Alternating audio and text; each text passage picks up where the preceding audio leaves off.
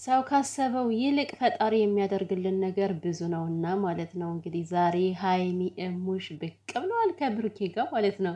ወይኔ አምላኬ ታሪክ ይቀይራል እኮ ፈጣሪና። እንግዲህ ያው ብዙ ሰው በጣም ተጨንቆ ነበር። ሀይሚ ቀርታለች፣ በቃ ለምንድን ነው አብረው የማያሳልፉት የሚለው በተለይ ቲክቶክ ላይ በጣም ከባድ ነገር ነበር የሰማሁት ባለፈው ራሱ ማለት ነው። እና አሁን ደግሞ ያው ደመቅ ሸብረቅ ብለዋል ማለት ነው። ወይ እሙሽዬ የኔ ደርባባ ናት። ሰላም ሰላም፣ ውድና የተከበራችሁ ቻናል ቤተሰቦች እንዴት ናችሁልኝ? ደህና ናችሁ ወይ? ሁሉ ሰላም ነው ወይ? እንግዲህ ያው ፋሲካ ነው፣ እንኳን አደረሳችሁ። መልካም በዓል ይሆንላችሁ። በዓሉ የሰላም የፍቅር የጤና ያድርግልን። ውድ ቤተሰብ እንግዲህ ከአመት ከአመት ያደርሰ በያላችሁበት ቦታ ሆናችሁ መልካም በዓል እንደምታሳልፉ ተስፋ አለኝ። እንደነዚህ እንደነ ጨረቃዎች እንደ ሀይሚና እንደ ብሩኬ ሞቅ ሞቅ ሞቅ ሸብረቅ ብላችሁ እንደምታሳልፉ እምነቱ አለኝ። ያው በሀገር ውስጥ ያላችሁ ነው እንደዚህ ማድረግ የምትችሉት። በሀገር ውጭ ደግሞ ያላችሁት እንደኔ በስራ ቢሆንም ተመስገን እንኳን ከአመት ከአመት አደረሰን እያልን ልናልፍ ይገባል እላችኋለሁ ውዶቼ።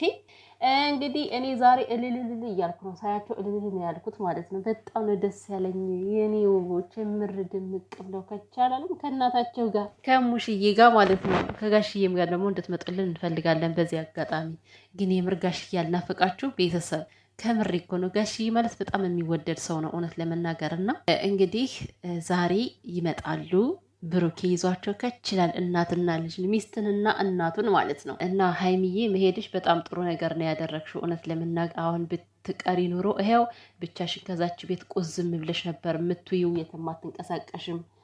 ይሄ ሀበሻ ቀሚስ ራሱ መልበስም አይኖርም። የት ትሄጃለሽ? ከብሩኬ ውጭ የትም ልትሄጂ አትችይም። ያው ቤትሽ ነው የምታሳልፊው ብዬ ነው። እና ምናልባት ጓደኞቿ ጋር ምናምን ልትወጣ ትችላለች። ግን ደግሞ ማን እንደ ሁለታቸው ድምቀት የሆኑ ሰዎች ናቸው። እና እንኳንም ሄድሽ ብሩኬ ትንሽ ቢሰማውም ያው በዚህ በኩል እኔ ደስ ይለዋል ብዬ አስባለሁ በመሄዷ። በአንድ በኩል ደግሞ ተናዷል። በእርግጥ ደግሞ ማለት ነው ቤተሰብ እንደው ብሩኬ ዝም ብላችሁ ስታዩት የሆነ ፊቱ እንትን ያለ አይመስልም? ይሄኔ ምስኪን እኔ ሳሳዘነኝ ማርያምን ምንድን ነው መሰላችሁ? አሁን እኮ ሀሳቡ ጭንቀቱ ነው። እግዚአብሔር በጣም ከባድ ነው። የሌለ ዱብዳ ነው የጫኑበት እና በጣም የሚከብድ ነገር እያስተናገደ ነው ያለው በዚህ ሰዓት ላይ። እንደው ፊቱ ዝም ብዬ ሳየው ማለት ነው አንጀቴን በላው። ብሩኬ ምስኪኔ እና ፈጣሪ ያውቃል ስለ ሁሉም። እውነት ይሄን ያክል እንደዚህ ፊቱ ጥቁር ይሁን እንዴት ነው ብቻ እንዴት ልበላችሁ፣ ስሜቱን ትረዱኛላችሁ ብዬ አስባለሁ። ከፊቱ ላይ ራሳችሁ ታዩታላችሁ ያለውን ነገር እና ውስጡ ላይ የሆነ ደስተኛ እንዳልሆነ ግልጽ ነው።